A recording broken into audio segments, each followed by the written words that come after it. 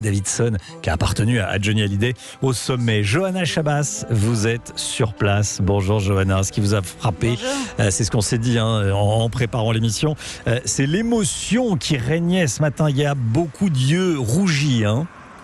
Oui, car quelques centaines de fans sont là avec leur Santiago et leur veste en cuir. La cérémonie a commencé avec 150 motards qui sont arrivés en Harley-Davidson, bien sûr, devant la nouvelle esplanade Johnny Hallyday. Sa veuve Laetitia a ensuite pris la parole. Il était important pour elle qu'un hommage soit rendu à Paris.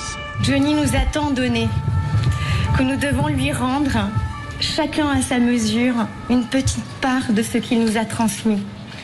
C'est le sens de cette cérémonie.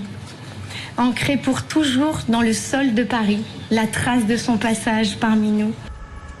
À la fin du discours, vous le disiez, une sculpture a été dévoilée de 6 mètres de haut. Elle représente un manche de guitare avec à son sommet la Harley bleue de Johnny. S'en est suivi un petit concert, le temps d'une chanson jouée par les anciens musiciens du rocker. Devant, le public a chanté les paroles. Pour eux, cette esplanade devient un lieu de pèlerinage alors que le chanteur est enterré à Saint-Barthélemy. Ça reste symbolique, mais nous, Johnny, ça va faire 4 ans qu'il est mort.